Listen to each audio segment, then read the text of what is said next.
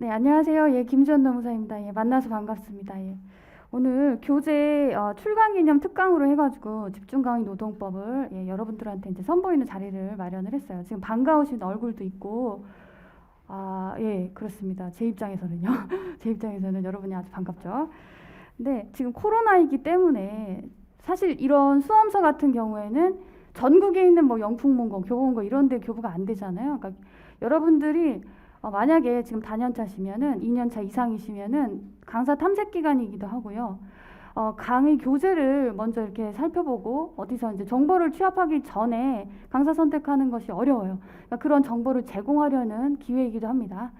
그래서 이제 여기 와주시지 않으신 분들, 이제 영상을 통해서 강의가 어떻게 구성되어 있는지, 교재가 어떻게 되어 있는지를, 그리고 제가 어떻게 말하는지를 좀 집중할 수 있는 그런 기회를 삼으시면 될 것 같아요. 코로나 때문에 특별히 이제 마련한 기회이기도 하고요. 그리고 우리 이제 연기 수강하셨던 분들 실강에 직접 이렇게 와주셨는데, 이제 앞으로 계속 인강으로 쭉 들으시는 분들도 계실 거고요. 이제 리프레시 차원에서 이제 오셔가지고 간단한 질문도 수업 끝나고 나서 받을 겁니다. 여기 와주셔서 너무 감사하고요. 자, 이제 강의 자료를 이제 다 받으셨는데 책을 일단 보시면 이렇게 노란색 책으로 이렇게 나왔어요. 레이버로 해가지고요. 근데 원래 교재는 기본 교재는 통합노동법 교재인데요. 통합노동법도 이제 연기 때 나갔고 1기 때도 그 교재를 볼 거긴 한데 제 강의의 특징은 통합노동법은 순환이 끝나면 최소한 정독을 한 번은 해야 한다라는 주의예요. 그렇기 때문에 영순환이 지금 끝나신 분들은 영순환 시작하기 전에 거칠게 한번 읽으셨을 거고요. 끝난 다음에는 일단 일독을 하셨을 거예요. 그리고 정독 일독을 하셨을 거예요. 만약 안 하셨다 하더라도요. 12월까지 그걸 끝내시면 돼요. 근데 저희 수강생 자꾸 제가 저희 수강생 이러는데 일단은 여러분들이 수강하신다라는 걸 전제로 말씀드릴 수밖에 없고요. 만약에 수강을 하신다, 이제 메리트 같은 거를 이제 말씀을 드려야 되니까 12월에 또 교재가 한 권이 더 출간이 돼요. 이제 작년에 아주 유용하게 잘 썼던 사례집인데요. 집중 판례 노동법 사례 연습이라는 제목으로 나올 겁니다. 이제 그 책은 제가 판례의 그 사례를 거의 정확하게 그냥 뜯어가지고 그걸 그대로 이제 사례화해서 쓰는 거였어요. 저는 여러분들이 응용력을 키우는 만화에 관점을 두고 있지 않아요. 여러분들이 교수님들과 공유하고 있는 이 판례들을 얼마나 정확하게 숙지를 하고 있느냐에 저는 초점을 맞춰서 여러분들을 학습을 해요. 그러니까 그게 더 중요하다고 생각했고, 사실상 올해 기출된 문제, 1교시 문제는 1교시 문제는 그 1번 문제요. 그냥 그대로 냈어요. 그러니까 너무하다 싶을 정도로 교수님께서 정제를 거의 안 하시고요. 1교시 문제 75점이 전부 다 그대로 나왔어요. 그냥 토시 하나 바뀌지 않고 판례가 그대로 나온 문제예요. 근데 그거를 정확하게 여러분들은 이제 일단은 공부를 하셨고 1교시 쓰시는 데는 무리가 없었을 것 같아요. 그리고 1교시 2문 같은 경우에는 소의 이익을 묻는 게 아니잖아요. 저희 노동법답게 쓰는 게 맞잖아요. 그런 포인트를 맞춰가지고 이제 가르쳐 드렸고, 그리고 학자들이 내고 싶어하는 문제들이 있어요. 학자들이 내고 싶어하는 문제들이 있고, 저는 사실 노무사가 되기 이전에 사실은 이제 석사 과정을 먼저 갔었어요. 먼저 갔었고, 또 오히려 이렇게 이런 과정을 가려고 하다가 보니까 노동법을 제대로 알고 이제 전문가가 되려면 노무사가 돼야겠구나. 확실히 노무사가 되니까 좀 차원이 다른 것 같아요. 노무사가 훨씬 전문가예요. 훨씬 전문가고. 그래서 이제 실무하고 이제 접목시켜가지고 이렇게 보니까 요번에 나왔던 그 1교시 2문은 학자 입장에서 너무 내고 싶은 문제예요. 정말. 그래서 제가 수업 시간에 이 말씀도 했었어요. 작년에. 이거는 1교시 2문 사이즈로 너무 내기 기가 막힌 문제라고 해가지고 제가 열심히 이제 말씀을 드렸던 그게 있거든요. 또 올해도 그런 문제들이 몇 개 있어요. 오늘 그런 문제 중 하나가 사실은 복지 포인트 임금성, 그것도 오늘 간단하게 말씀을 드릴 건데 책을 보면서 이제 말씀을 드릴 거예요. 이따가 제가 오늘 말씀드릴 것 중 몇 가지는 일단 자료가 1, 2페이지짜리 이렇게 한 장짜리가 나갔잖아요. 그래서 오늘 여러분들이 보시게 되는 내용들에 대해서 이제 페이지가 이제 표시가 돼 있어요. 이제 1편 해서 개별 근로관계, 집단관계, 노사관계 상황 해서 이제 그림을 제가 아주 심혈을 그려서 넣었다. 그래서 초시생들이 봤을 때 접근성을 용이하게 하도록 높였고요. 다음에 2장의 근기법상 근로자. 요거는요, 사실은 어려운 주제예요. 어려운 주제이고요. 어떤 관점에서 이건 배경적으로 어떤 제가 볼 때는 기본적인 어떤 지식이 좀 풍부해야 이걸 접근할 수 있다. 단편적으로 어떤 뭐 박사, 어떤 박사, 뭐 저기 어느 대 무슨 박사 이런 박사들 논문 짜집게 해가지고 배울 만한 그런 내용들은 아니에요. 근기법상 근로자나 이런 것들은 쉽게 뭐 학설을 갖다 붙인다거나 그런 식으로 해서 공부하면 안 되는 부분이고요. 판례 위주로 해가지고 제 교재에 있는 판례는 대표적으로 이제 자원봉사자. 그런데 이제 한국노동연구원에서 발간되는 노동판례 리뷰 있죠. 그거는 공신력이 상당히 있습니다. 우리나라 최고 1등 연구기관이에요. 노동법으로는. 예, 근데 거기 그것과 관련해서 이 근기법상 근로자에 대한 평석이 있는 거를 제가 언급을 한 거죠.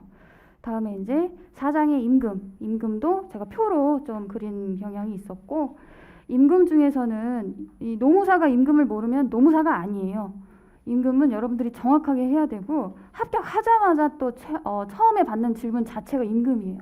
법인에 들어가서 가장 골려먹기가 좋은 여러분들 예비니까 만약 합격을 하셨다.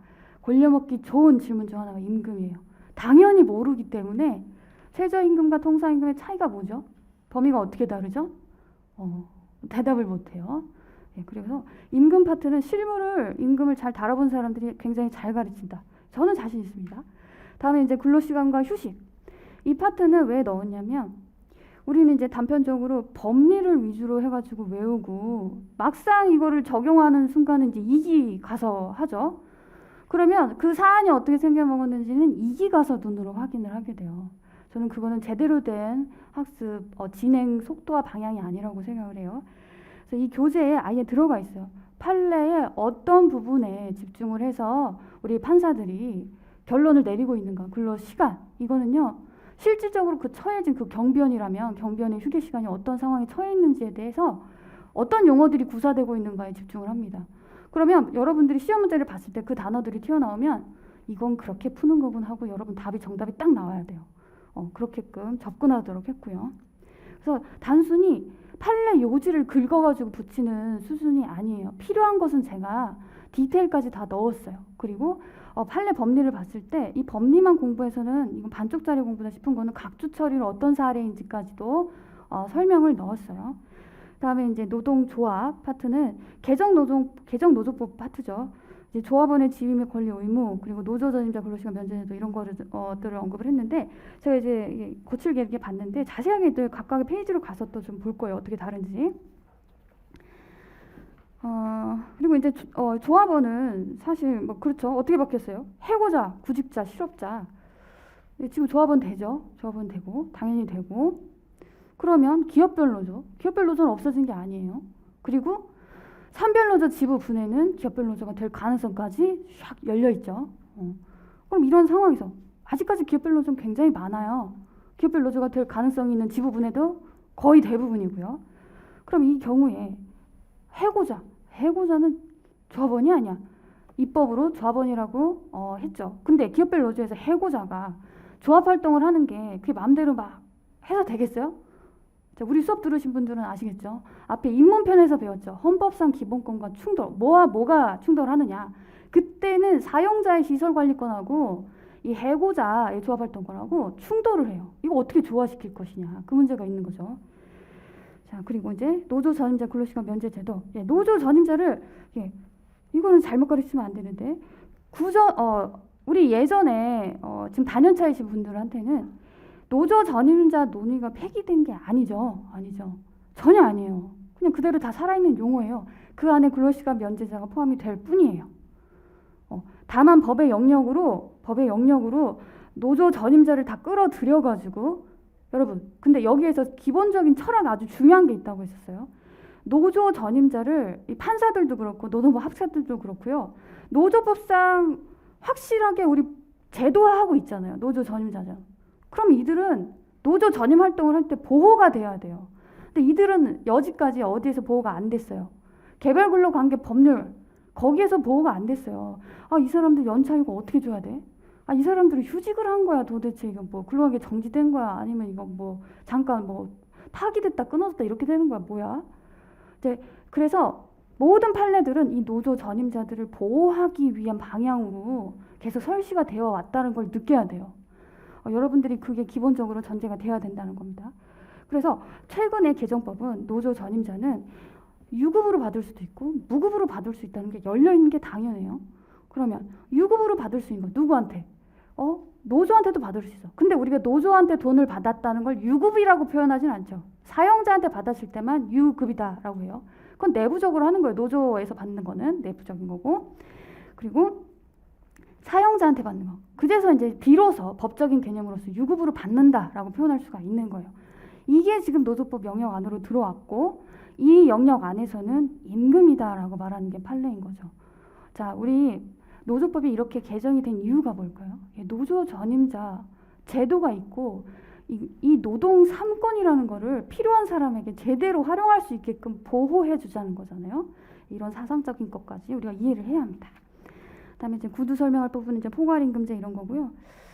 그러니까 작년에 제가 이런 것까지 나와 하는 것까지 가르친 게 되게 많았어요. 네, 근데 그건 여러분들이 배워야 하는 게 많아요.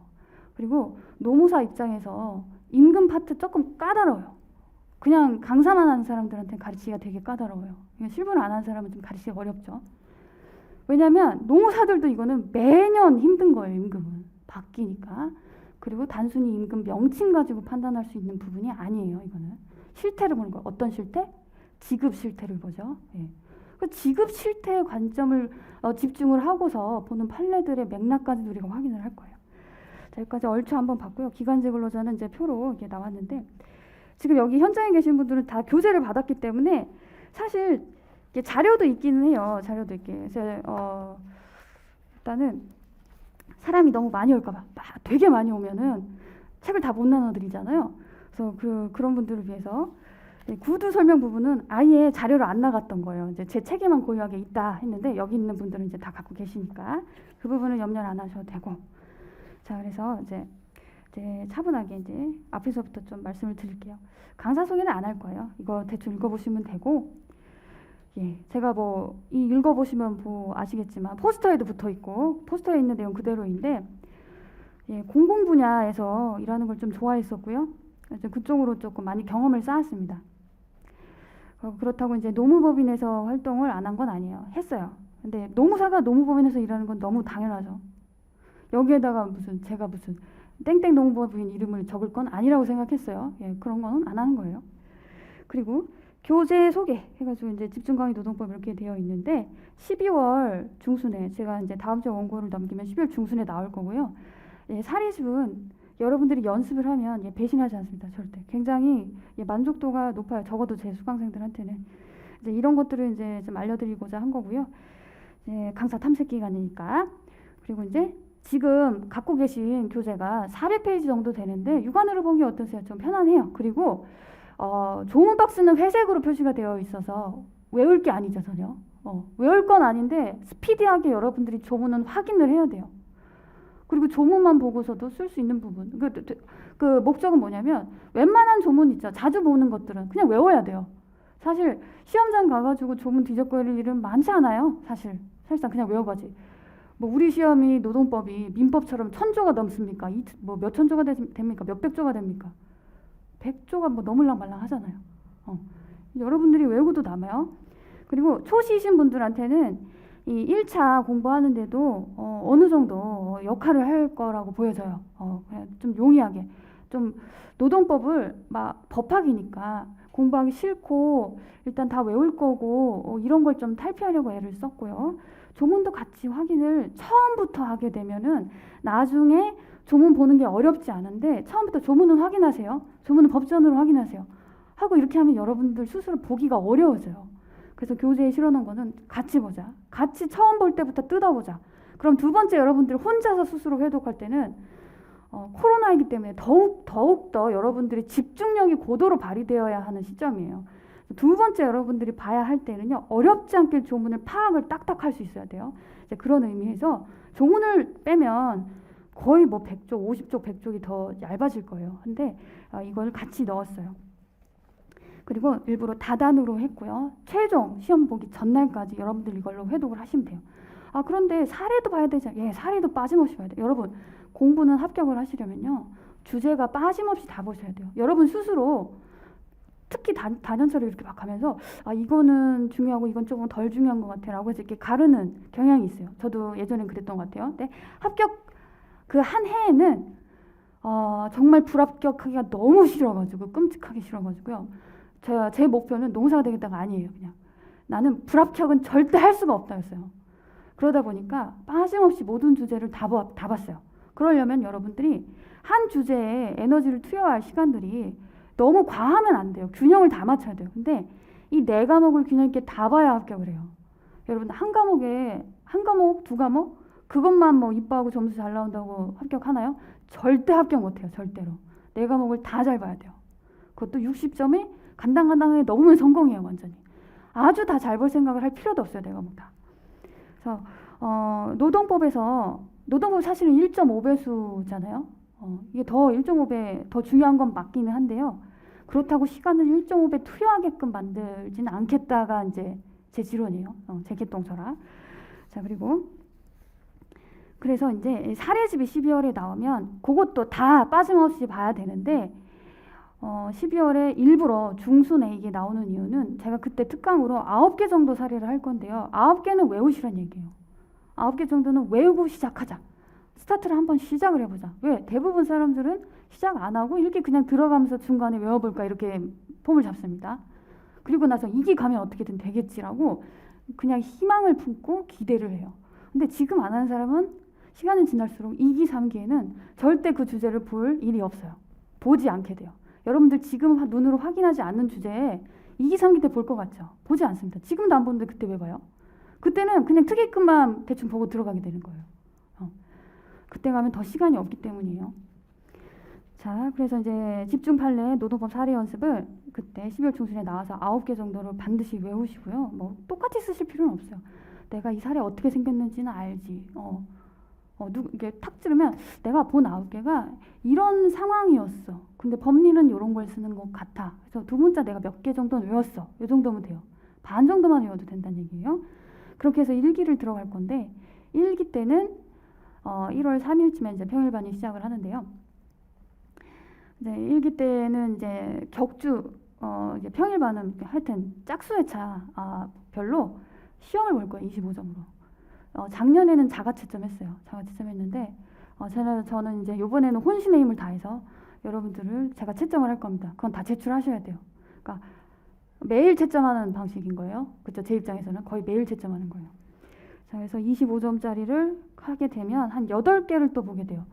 외우라고 했던 9개가 포함이 될 수도 있고요. 포함이 안 될 수도 있어요. 근데 포함이 될 가능성이 반 정도 돼요. 써보기는 해야 되니까 다시 검증을 받고. 그렇게 하면서 자기 답안지 교정을 1월 달에 합니다. 살짝. 25점짜리니까 부담은 없을 거예요. 그리고 여러분들이 수능 공부하셨을 때 그런 말 많이 듣잖아요. 수학 문제 풀 때 최대한 다 틀려봐야 돼요. 그 말은 뭡니까? 풀 문제는 내가 다 한 번은 풀어본다라는 개념이잖아요.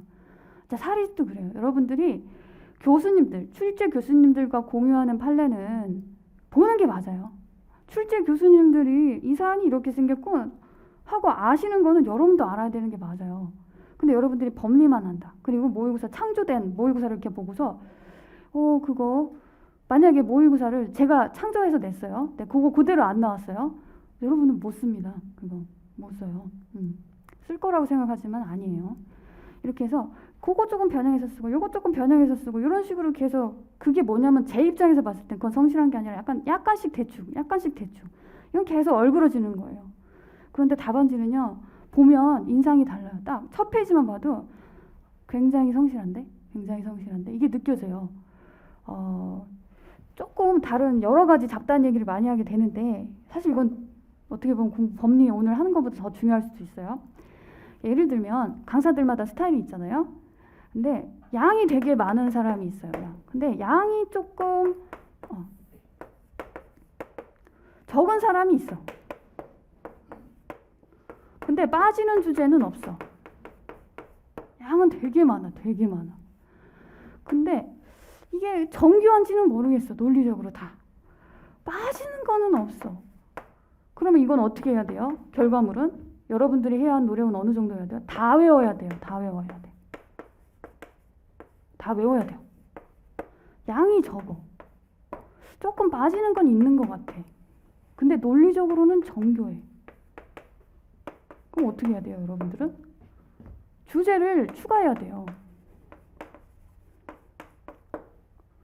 사실 여러분들 확률이 뭐가 높아 보여야 돼요? 근데 여러분들은 여기까지 판단을 하고 나서 여기 여러분들이 어떤 노력을 해야 하는지까지를 판단은 2단계를 해야 되는데 여기까지 판단하고 판단을 안 해서 이게 필요하다는 걸 못 느끼는 경우가 있어서 불합격하는 경우도 적지 않고요.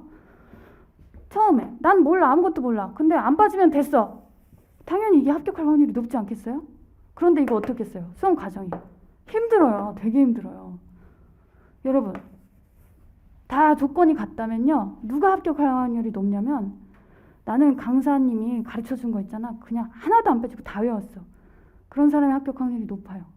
그러니까 합격자들 얘기를 딱 들어보면 이상해. 쟤는 되게 논리적이고 꼼꼼하고 뭔가 이렇게 해가지고 되게 잘 쓸 것 같은 점수가 안 나와. 근데 얘는 아무것도 모르겠다는데 그냥 다 외웠대, 무식하게. 근데 합격했어. 이런 거 있잖아요. 그런 건 이런 차이가 있는 거예요. 그러니까 여러분, 이런 것들을 여러분들이 체크를 해야 되고, 저는 일단은 제가 이거를 인지하고 있잖아요. 강사는 주제를 빠뜨리게 가르치면 안 된다. 빠뜨리면 안 된다. 올해가 이제 제가 강의하는 거 두 해인데 절대로 뭐 하나 빠뜨리지 않게 다 가르칠 거예요. 제가 이제 막 힘이 솟고 있기 때문에 빠뜨리지 않을 것이고요. 계속 크로스 체크해서 계속 모니터링을 할 겁니다. 그리고 사례도 마찬가지고. 그러니까 함부로 줄인 것은 아니에요. 함부로 줄인 것도 아니고요. 여러분들한테 양을 함부로 줄이라고 말하고 있는 것도 절대 아니에요. 오해하시면 안 돼요. 여러분들은 빠뜨리지 않고 다 보시는 게 맞아요. 그리고 또 노심초사, 혹시 또 빠뜨리는 거 있을까? 라고 해서 여러분들이 또 한 번 자가 체크를 하시는 것도 맞아요. 그게 합격자의 자격이에요, 사실은. 자, 요거는 여러분들이 정확하게 잘 기억을 하셨으면 좋겠고요. 자, 다음에 이제 자료 구성 정도 봤고, 자, 이제 교재로 한번 이제 볼게요, 본격적으로. 교재 이제 자료 구성에서 보면 사쪽 있죠? 사쪽을 한번 펴봅시다. 그림을 이제 넣어놨죠. 이거 제가 일일이 다 한 거예요. 이거를 이제 출판팀에서 똑같이 구현을 해주셨는데, 입문 강의 자료에 이제 이게 있는 걸 보셨죠. 입문 강의도 무료 특강이기 때문에 지금 연기 승하하신 분들은 이 그림을 한 3-4번 보신 겁니다. 3-4번. 근데 초시신 분들, 그리고 이제 강사 탐색 과정에 있으신 분들 딱 보시면 개별적 근로관계 상황하고요, 집단적 노사관계 상황이 다른 거 아시겠죠? 개별 노사관계는요, 딱 진짜 사장님과 나와의 관계에서부터 시작해서 계약서 어떻게 작성하고, 그럼 계약서는 뭡니까? 처분문서죠, 민법상. 그러면 너의 권리와 나의 의무, 너의 의무와 나의 권리는 뭐냐를 정립하는 게 근로계약이에요. 그렇게 해서 근로계약서 쓰는 순간 이게 위계질서가 생기죠. 이것 때문에 근로개별법에서 보호해주는 거예요, 보호. 그리고서는 뒤에 감독을 해야 되니 내가 지켜야 할 규율이 있겠죠. 그러니까 취업규칙이 있는 겁니다. 근데 취업규칙이 있는 사업장도 있고요, 없는 사업장도 있어요. 그러니까 내부적으로 규율이 있는 거. 자, 이거는 그러면 10인 이상은 취업규칙을 작성할 의무가 있죠. 근데 10인 이상인데도 작성 안 하는 데가 있어요. 이건 실무적인 거예요. 그러니까 여러분, 제가 실무적인 얘기도 이것저것 얘기를 하는데 노동법적 상황에 대한 통찰력을 가지라는 얘기예요. 이걸. 자, 그리고 이제 취업규칙에 폭력 파괴 행위를 하면은 징계를 받는다, 이렇게 규정이 돼 있단 말이에요. 여러분, 취업규칙 93조 12호에 뭐가 돼 있어요? 징계에 관한 사항에 대해서 규정하게 돼 있죠. 필수적 기재사항이요. 따라서 그거에 따라서 취업규칙에 취업규칙 위반이네, 징계를 받네. 예. 근데 너무 과해. 누가 다쳤어. 그래서 징계 해고를 당한다. 그러면 또 가장 중요하게 여기는 거. 여러분, 근로관계 시작됐는데 근로관계가 끝나버려. 이건 근로자한테 가장 가혹한 거죠. 그렇기 때문에 해고 제한을 파트를 배우게 되는 거예요. 그러면 또 중요한 거. 여기서 노무사가 이제 적극적으로 이제 대리인으로 나설 수 있는 기회가 생기죠. 이제 부당해고 구제 신청을 할 수가 있어요. 그 근로자가. 어디에? 노동위원회에 일부러 넣었어요. 고용노동청은 도대체 뭐 하는 데고 노동위원회는 도대체 뭐 하는 데지? 여러분, 부당해고를, 그리고 부당한 징계 등이요, 23조에 따라서 그걸 제기하는 데가 노동위원회예요. 자, 고용노동청은 어디냐면요, 주로 임금, 수당 못 받았을 때 그런 데 가는 데가 고용노동청이에요. 민원 처리한다라고 생각하시면 돼요, 고용노동청은. 그런데 노동위원회는 어떤데? 약간 준사법기관 같이 행정적 절차를 밟아서 권리를 구제해주는 그러한 규범적 판단을 하는 기관이에요. 노동위원회는. 그래서 근로계약 명시 근로조건 이렇게 보니까 간단해 보이죠. 이게 머릿속에 있으면은요 배우는 게 재밌습니다.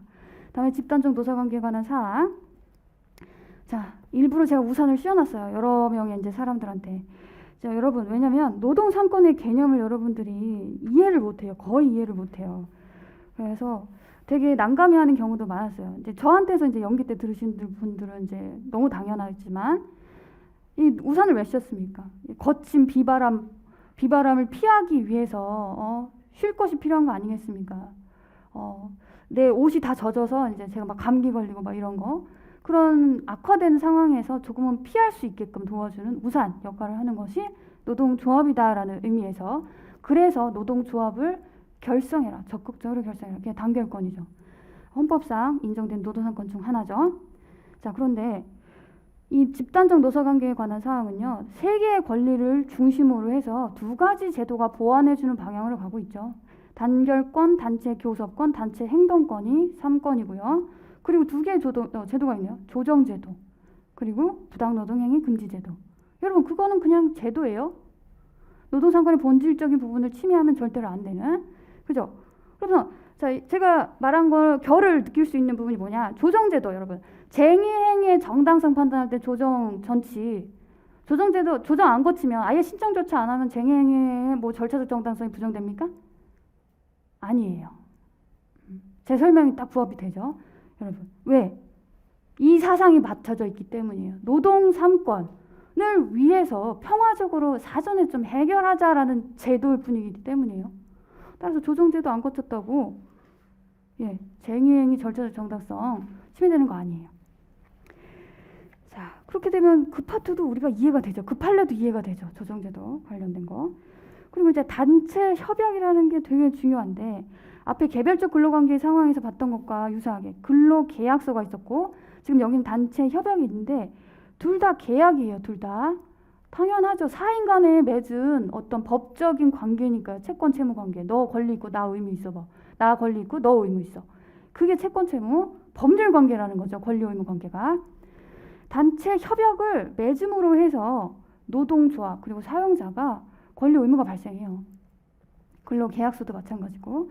따라서 그런데 이 두 가지들은 우리 이제 규범도 배울 거지만 법적인 체계에 있어서 헌법, 법률, 령 해가지고 노사 자치규범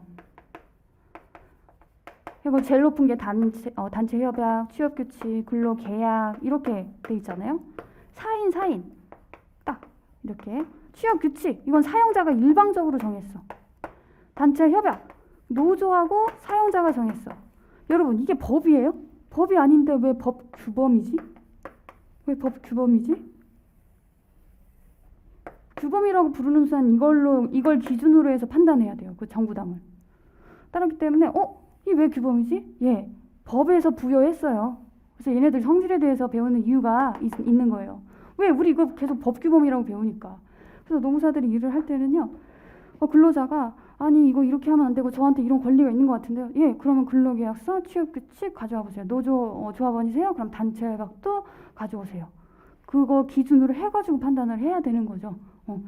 딱 가져왔는데 그냥 그냥 뭐 요구하는 것도 없고 뭐 근거에서 판단하지 않으면 노무사가 아니에요.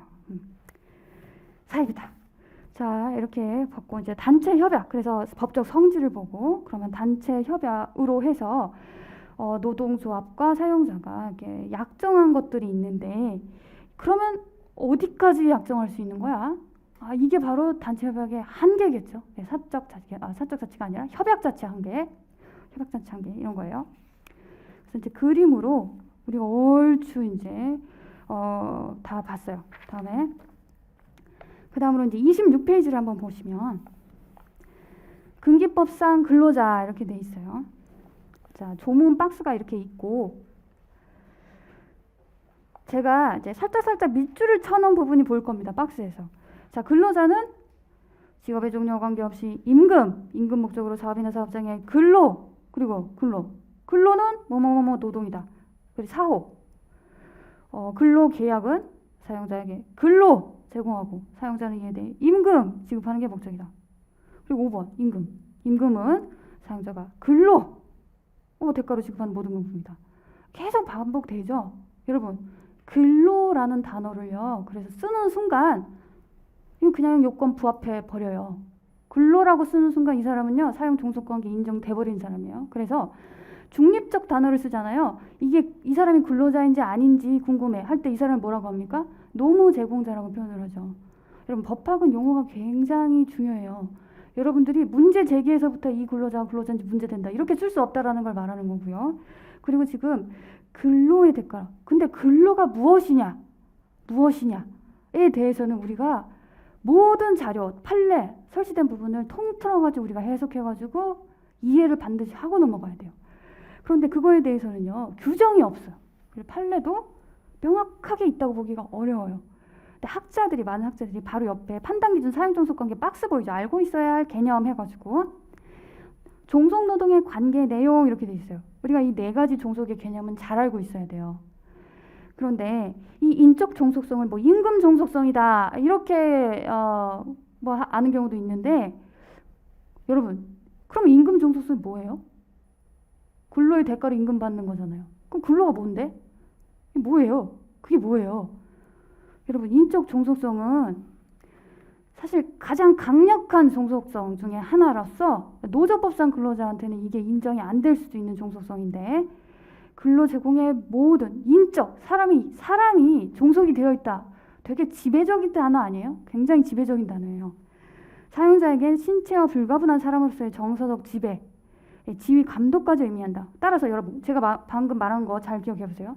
금기법상 근로자한테만 인정될 가능성이 높은 종속성이 바로 인적 종속성이다. 근데 여러분 금기법상 근로자에 해당이 되면은요 산재법이 적용이 되죠. 어떤 정신적 고통에 대해서도 배상을 받지 않나요? 왜 그럴까요? 인격적으로 지배당하기 때문이에요. 인격적으로. 자, 이거는 제가 이렇게 해설을 해놓은 거예요. 제가 많은 이제 논문 그리고 교수님들 책을 보았지만 명확하게 한 단어로 정의하지 않아요. 그리고 이 사용 종속 관계에 대해서 최초로 논문을 쓰신 게 한양대 강성태 교수님이 계신데요. 그분이 개념을 굉장히 도구마적인 개념을 잘 정립을 하셨기 때문에 유명하신 거고요. 그분 개념에 대해서 제가 철저하게 분석을 하고 인적 종속성은 이렇게 해석할 수 있다. 근데 여러분 아셔야 할 거는 이거를 답안지에 쓸 일은 없어요.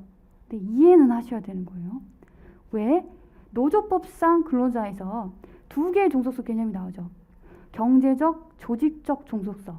근데 그거 왜 하나로 또 묶였을까요? 경제적, 조직적 종속성은 또 왜 하나로 묶였지? 약간 다른 것 같은데 여러분 그 2개 비슷해요. 그냥 2개 비슷해요. 그래서 그 의미도 여기 있는 거예요. 자, 법률적 종속성부터 먼저 보면 법률 관계가 지속적, 전속적으로 유지되는 것을 말한다. 지금 여기서 금기법상 사용 종속성 관계에서 종속성 개념을 보지만 여기에서 이 박스를 봄으로 해서 나중에 노조법상 근로자 개념을 볼 때는요 더 이해가 잘 될 거예요. 그래서 경제적 종속성을 보면은 이 노조법상 근로자성에서 나오는 그 종속성 개념이 나오죠. 노무제공자가 특정 사업자의 사업 수행에 필수적 도움을 제공한다. 노무제공자가 필수 도움을 제공을 하고요.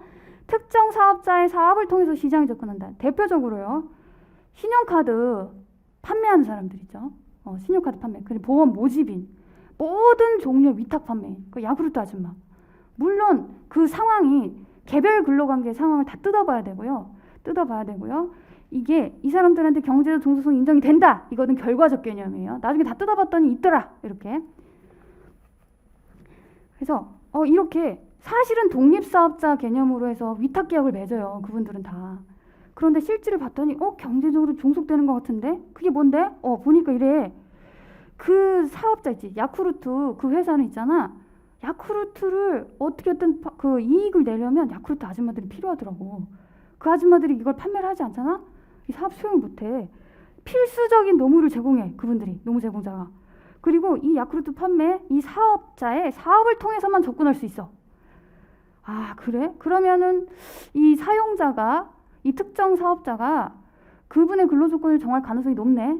근로조건이라고 표현하기는 어렵지만 어떤 조건을 정하기가 용이해지는 위치에 있다. 그러니까 이제 여러분 경제적 열 우에 있다인 거예요. 사용자가 경제적으로 그 열 위에 있다. 열 위에 있다. 이런 의미입니다. 예컨대 레미콘 트럭 운전 기술. 여러분, 화물차 운전 차주는요, 사실상 이제 위탁 판매업자라고 우리는 봐요. 독립사업자라고. 여러 군데 사업장을 다 돌아다닐 수가 있어요. 그런데 이 운전 기술이 있는데 차만 갖고 있으면 사업에 접근이 됩니까? 특정 사업자와 접촉해야 돼요. 그 사업자가 원하는 장소에 원하는 물건을 원하는 시간에 맞춰서 갖다 줘야 돼요. 이걸 경제적 종속성이라고 하는 거예요. 그리고 조직적 종속성은요. 경제적 종속성하고 뭐가 다르죠? 비슷하다고 보시면 돼요. 사업 또는 사업장에 편입될 수밖에 없는 속성. 비슷하잖아요. 예. 그렇게 추상적 개념으로 놔둔 채로 공부를 하게 되면 여러분들은 계속 문제 분석에서 굉장히 애로사항이 커질 거예요. 그런 것들은 처리를 하셔야 된다는 의미죠. 그래서 이 교재가 이제 이렇게 해서 근로기법상 근로자 파트에서는 이런 정도가 되게 중요했다는 거. 다음으로 볼 거는 55페이지 한번 봅시다. 임금. 55페이지 임금. 보시면 임금은 아주 중요한데 또 까다로워요. 제가 임금 파트 사례집에서 작년에 가르쳤던 내용 중 하나는 통상임금에서 월 단위 상계약정, 이건 이따가 할 건데 월 단위 상계약정 그런 것도 가르친 적이 있고요. 통상임금 할 때도요. 통상임금을 판례 그대로 그 사안 그대로 해가지고 사례화 해가지고 냈는데 이거를 다르게 쓰신 분들도 많았어요. 왜냐면 여러분 제가 판례를 그대로 냈는데 이걸 다르게 쓰시면 그거 뭡니까? 그거 오답이죠. 그러니까 강사가 저 이거 창조한 거 하나도 아니에요. 판례 그대로예요. 그리고 복습 시험이었어요. 그러면 이걸 그대로 외워서 그냥 그대로 쓰시고요. 그리고서 검증을 받는 거예요. 그리고 의문이 생기면 그때 질문하시면 되는데 이거 뭐야? 이 문제 왜 이래? 이러면서 여러분 나름대로 다른 답을 쓰신다. 가차 없죠. 그건 오답이니까. 여러분들이 수험 생활이 길어지면 그런 경향이 생길 수도 있다는 거를 지금 경계하시라고 말씀을 드리는 거예요. 절대로 그러면 안 돼요. 그리고 창조하는 모의고사도 저도 낼 거예요. 그게 나쁘다라는 게 아니라요. 창조를 하되 생뚱맞게 갑자기 무슨 막 그냥 완전히 동화처럼 창조하는 게 아니라 두세 개의 판례 사실관계를 합치는 정도예요. 없는 사실관계 뻥튀기 하는 게 아니라 그 정도의 창작이 있을 수 있다는 거예요. 실제로 교수님들은 그렇게 한 2개 정도의 판례를 이렇게 살짝 섞는 정도의 창조만 하시지 판례를 크게 벗어나는 경우는 없으세요. 그리고 올해 문제 특히 2교시에 초시이신 분들은 좀 약간 막 그럴 수 있는데 제가 다 설명을 해드릴게요. 지부 분해, 산별 노동조합의 지부 분해, 지부 분해에 단체 교섭 당사자성이 있냐, 교섭 당사자성이 있냐, 노동 3권 있냐고 묻는 거잖아요. 교섭하고 체결하고 단체 행동권까지 인정되냐라고 묻는 거예요. 교섭권만 인정되는 경우 뭐 공무원 교원노조 뭐 이런 거 빼고는 뭐가 있어요. 일반 노조인데 지금.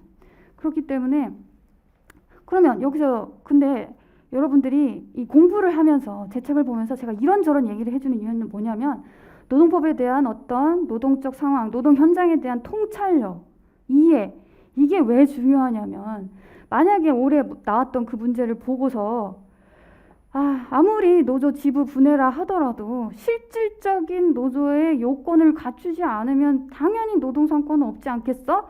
라고까지 나아가는 게 맞아요. 사실은 여러분들 이걸 모의고사로 풀지 않았더라도 왜냐면 여러분 지부 분해라고 해서 무슨 이유로 단체성만 있고 자주성, 주체성 뭐 이런 것들이 없는데 왜 노조라고 인정을 하는 거죠? 그거를 설명한 교수님 책을 본 적이 있나요? 없단 말이에요. 근데 우리 출제 교수님이 그걸 너무 정확하게 꼬집어서 냈어요. 그리고 사실 이게 해석하는 게 어렵지 않아요. 센스가 있으면은 여러분이 통찰력, 그 센스 이런 것만 조금 발달했으면 문제를 딱 보면은 사용자 이익 대표자? 왜 그 인사과하고 재무부서에 있는 사람들은 또 조합 가입 범위인데 왜 여기에서 부서 이동해서 만약에 거기서 일을 하면 조합원 가입 자격이 정지되는 거지? 왜 사용자 이익 대표자니까. 여러분 사용자 이익 대표자는 어느 파트에 있어요? 노동조합 소극적 요건에 있잖아요. 실질적 요건 부합 여부란 말이에요. 그래 노동조합 실질적 요건 판단하라는 거네. 지금 단서를 줬으면 다 포섭해야지. 그래서 제 해설 답안에서는 이 설문에 있는 내용 한 줄도 빠뜨리지 않고 전부 다 포섭했단 말이에요. 네. 나중에 이건 일기 때 가서 사례집을 통해서 기출문제도 설명을 또 해줄 건데 그런 통찰력까지 좀 더 넓게 바라봐야 하기 때문에 여러분들이 단순하게 법리만 외운다거나 임금의 정의만 외운다거나 그런 거를 조금 넓게 볼 필요가 있다라는 걸 이제 말씀드리고 싶었던 거예요. 그다음에 이제 임금, 그래서 통상임금 개념이랄지, 뭐 평균 임금 개념이랄지. 자, 그래서 근로의 대가 박스 보이시죠? 그림 보이시면 임금 그 그림 박스는 박스가 아니고요. 그 안에 있는 임금 박스 있죠? 그게 거기부터 시작하는 거예요. 박스. 임금, 계속적, 정기적 지급돼야 하고요. 임금은 반드시 지급 의무가 있어야 되고요. 반드시 근로 대가여야 된다. 이 두 개는 필수 요건이라는 얘기예요. 의무, 임금을 지급할 의무가 있는지, 근로의 대가인지 두 개 부합하면 임금이라는 거고요. 근데 이 임금이라는 개념하고 평균 임금은요 거의 비슷하다고 보시면 돼요. 거의 비슷하다. 아주 특단의 경우에 있어서는 임금인데 평균 임금이 아닌 경우 있을 수 있는데 그런 사례가 있으면 대놓고 가르쳐 드려요. 그러니까 신경 쓰지 말라는 얘기예요. 평균 임금은 여러분 평균 임금 뭐예요? 말에서 느껴지는 뉘앙스를 잘 느껴보세요. 그냥 생활 임금. 내가 늘상 임금 명세서에 기재가 딱딱 되어서 나오는 바로 그 임금. 평균 임금이에요. 그게 그냥 받는 임금. 그래서 평균 임금 개념 여러분 외울 때 뭐라고 해요? 사후적 개념이라고 배우지 않습니까? 산술적 개념. 그냥 나중에 바꿔보니까 얼마가 나왔다더라. 평균 임금이에요. 그래서 여러분 퇴직금 받을 때 평균 임금 어떻게 해석해요? 어떻게 해요? 그 근로자가 받았던 지난 3개월 동안 받았던 임금 명세서 갖다 주면서 이만큼 받았어요. 3개월 동안. 아 그래요? 그 임금 총액을 분자에다가 놓고 그 기간 동안의 일수 대략 평균적으로 한 90일 돼요. 정확하게 90일은 아니에요. 왜? 윤달 껴있으면 이게 89일 될 수도 있어요. 그런 식으로 평균을 내요. 평균. 그렇게 돼서 여러분 그럼 이거는 며칠치 임금이죠? 1일 평균 임금. 여러분 평균 임금은 1일 단위로 내서 퇴직금 계산할 때 계속 근로 일수가 내가 500일이다. 그럼 500일을 곱해서 나오는 게 퇴직금이잖아요. 평균 임금 개념이 그런 거라는 거예요. 그래서 판례 이런 거 있죠. 그 평균 임금을 계산할 때 산정 방식. 통상적인 생활 임금이 반영될 수 있는 어떤 되게 상식적인 방법으로 산정을 해봐. 이렇게 얘기를 하잖아요. 여러분 그거 이해하고 외운 사람 있나요? 뭐 이해하면 되게 쉬운 부분이잖아요. 그렇죠? 그게 그래서 들어가야 돼요. 그 판례 문구는. 생활임금의 평균 임금의 어떤 정체성이 묻어나는 그런 판례 문구들은 반드시 적어줘야 되는 거죠. 자, 그리고 통상임금, 정기성, 일률성, 고정성. 자, 통상임금 범위가 제일 좁아드는 거는 보여지시죠? 뭐 우리가 이제 나이브하게 말하면 이제 거의 기본임금, 기본급 그게 이제 통상임금이라고 볼 수 있어요. 보통 항상 고정적으로 정해져 있으니까 이거는 어떻게 정해져요? 근로계약서 쓸 때 노무사예요? 노무사 자격수당 30만 원. 그리고 어떻게 대학원 석사까지 나왔어요? 그러면 석사수당 10만 원. 여러분 사전적으로 제 근로의 가치가 평가돼서 사전에 정해져서 기본적으로 이건 항상 나갈 거예요. 이게 통상임금이죠. 그렇게 생각하시면 됩니다. 그럼 지급 의무가 있는 건 당연하고요. 제 근로의 가치가 평가돼서 지급이 항상 되는 것이니 근로의 대가라고 볼 수 있는 겁니다. 근로의 가치 평가된 개념이니까. 자, 이렇게 해서 임금 박스 이렇게 보시면 되고요. 자, 이렇게 임금 박스를 해놔가지고 정리를 한 큐 해놔가지고 뭐 이런 거를 다 정리해놨지라고 하지만 만약에 여러분 이게 정리가 안 돼 있어요. 여러분들이 다 찾아서 정리해야 되는 부분들이에요. 그렇죠? 여러분들은 이걸 보고서 보니까 쉬워지는 거예요. 사실은. 다음에는 87조 근로시간과 휴식. 이 장은 제가 왜 이렇게 펼쳤냐? 근로시간은 개별 사안이 어떻게 구성이 되어 있는지를 그 사건을 쳐다보는 게 중요하기 때문이에요. 따라서 근로시간과 관련되어 있는 문제가 나온다. 절대로 창작해서 출제할 수가 없어요.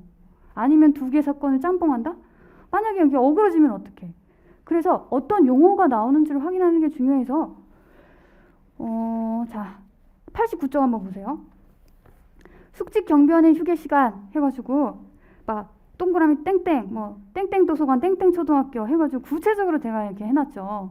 그러면 여러분들 그냥 이거 보시면 이게 그냥 문제에 나올 거예요. 이게 주어지지 지문으로 이게 나올 거예요. 그럼 여러분 이걸 보시면 거의 답안을 어떻게 쓰냐. 이거 그냥 다시 그대로 써요. 그러면서 법리로 포섭하면 돼요. 이래서 지휘 감독한다. 이래서 자유롭게 쓸 수 없었다. 끝이잖아요. 그쵸? 근데 연기 1기 때 이거를 눈으로 보지 않고 2기 때 가서 그걸 본다. 못 써요. 보고서 쓰는 거예요. 여러분 정답 알고서 모의고사 치는 거예요. 시험장도 여러분들은 다 아는 상태에서 가는 거지 모르는 걸 출제하면 내가 어떻게 써야 되는지 고민하는 게 시험이 아니에요. 그래서 이런 의미에서 제가 이제 다 구체적으로 좀 썼고요. 또 각주에서도 좀 약간 이게 법리만 있는 것 같고 사리를 모를 것 같다라고 하면 각주 처리를 또 다 했습니다. 이거는 알 수가 있고. 다음에 이제 179쪽에 보시면 이제 영업양도 이렇게 돼 있어요. 사업양도라고도 하고요. 사업양도라고도 하고 저는 이게 무료 특강으로 나가는 이제 전체 이제 교재 홍보 강의이긴 한데 그래서 이제 나름의 이제 고민이 있죠. 이 우리 수강생들한테만 알려줘야 되는 나름의 비기들이 있는데 여기서 다 노출하면 안 되는데 그런 고민이 있죠. 영업양도도 되게 명쾌하게 설명하는 방법이 있어요. 있어요. 뭐 째째하게 뭘 그러냐 막 이럴 수 있어가지고 저는 이제 일단은 이제 양, 승, 부 이렇게 나가요. 영업 양도인지를 판단하는 문제가 있을 수 있을 것이고요. 지문을 봤을 때 여러분들이 이건 영업 양도인지도 판단해야 되는구나. 법리 외웠으면 그게 알겠죠. 영업 양도는 맞아. 그러면 아주 중요한 거. 그러면 근로관계가 승계되는 근로자의 범위가 어디까지일까? 이게 되게 중요하죠.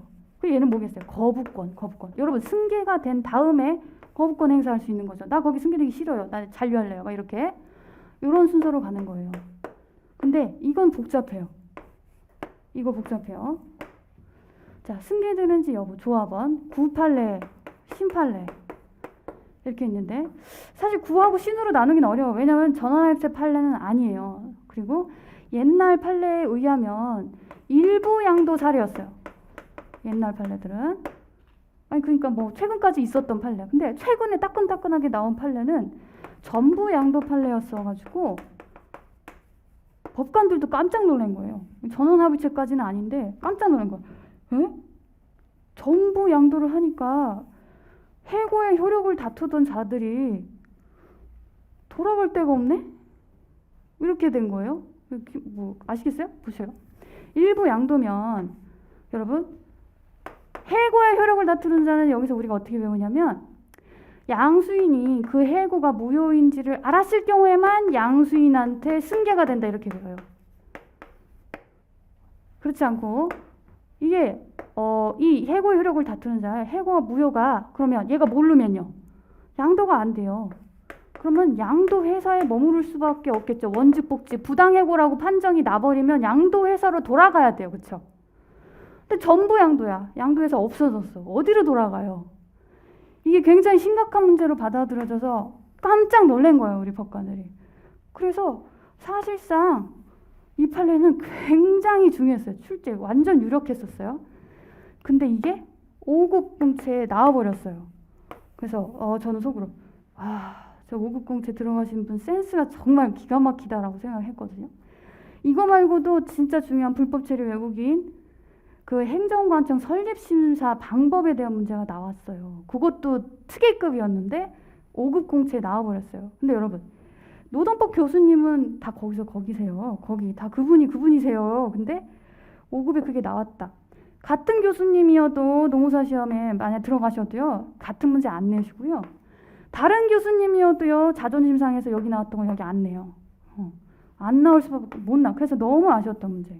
초특급에 굉장히 중요한 문제예요. 왜 중요하냐? 이게 쉬우면 또 안 나오죠. 이거 오해하기 정말 딱 좋은 문제란 말이에요. 근데 5급 공채 시험 문제가 어떻게 나왔냐면 이렇게 나왔어요. 조금씩 이제 사례로 가게 되는데 A 회사가 있고 B 회사가 있다. A 회사 이거는요, 여러분 또 5급 공채 어떻게 나왔냐? 일부 양도로 나왔어요. 전부 양도가 아니라.